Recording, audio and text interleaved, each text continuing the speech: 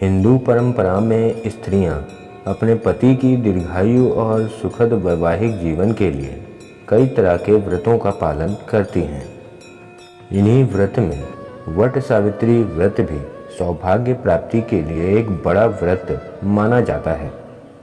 यह व्रत ज्येष्ठ कृष्ण अमावस्या को मनाया जाता है।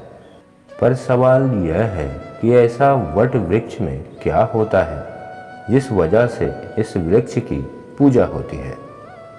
शास्त्रों के अनुसार वट वृक्ष में ब्रह्मा, विष्णु, महेश इन त्रिदेवों का वास होता है। बरगद के तने में भगवान विष्णु का वास माना जाता है। जड़ में ब्रह्मदेव का वास होता है। शाखाओं में स्वयं भगवान शिव निवास करते हैं। वट की लटकती शाखाओं को सावित्री स्वरूप माना जाता है। इसी कारण यह पूरा पेड़ पूजनीय हो जाता है। इसके अलावे वट वृक्ष लंबे समय तक अक्षय रहता है, इसीलिए इसे अक्षय वट भी कहा जाता है। यही कारण है कि हिंदू धर्म में इस वृक्ष को पूजनीय माना गया है। वट वृक्ष के पूजन के साथ एक कथा भी प्रचलित है। शास्त्रों के अनुसार मद्र देश में अश्वपति नाम के एक धर्मात्मा राजा राज्य किया करते थे। उनकी कोई संतान नहीं थी, लेकिन कुछ समय बाद उन्हें एक कन्या की प्राप्ति हुई। इस तेजस्वी पुत्री का नाम सावित्री रखा गया।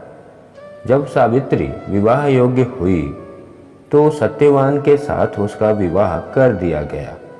लेकिन विवाह के बाद यह पता चला कि सत्यवान अल्पायु हैं और 1 साल बाद ही उनकी मृत्यु भी हो जाएगी। लेकिन सावित्री अपने दाम्पत्य जीवन को लेकर काफ़ी अडिग रही। नारद जी ने सावित्री को मृत्यु का जो दिन बताया था, उस दिन सावित्री अपने पति सत्यवान को लेकर वन को चली गई। वन में सत्यवान जैसे ही एक पेड़ पर चढ़ने लगे, उनके सिर में असहनीय पीड़ा होने लगी। वे सावित्री की गोद में अपना सिर रखकर लेट गए।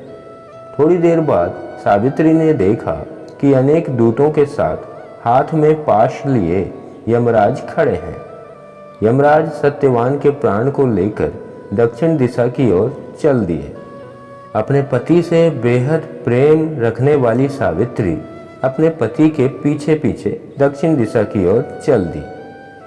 सावित्री को पति के पीछे आते देख यमराज ने पूछा कि हे पति परायणे, जहाँ तक मनुष्य साथ दे सकता है, तुमने अपने पति का साथ दे दिया। अब तुम वापस लौट जाओ। इस पर सावित्री ने कहा, जहाँ तक मेरे पति जाएंगे वहाँ तक मैं भी जाऊंगी, चाहे वो यमराज का द्वार ही क्यों ना हो। सावित्री की पति भक्ति व निष्ठा देखकर यमराज पिघल गए और उन्होंने सावित्री को अपने पति को जीवित करने के अलावे कोई और वर मांगने के लिए कहा। तब सावित्री ने यह वर मांगा कि मैं सत्यवान के पुत्रों की मां बनना चाहती हूँ। कृपा कर आप मुझे ये वरदान दें।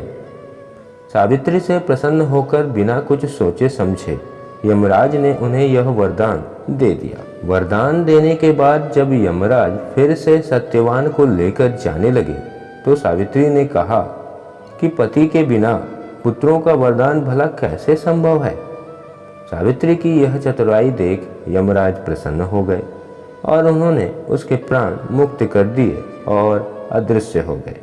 इस प्रकार पति परायण सावित्री ने अपने पति सत्यवान के जीवन को बचा लिया।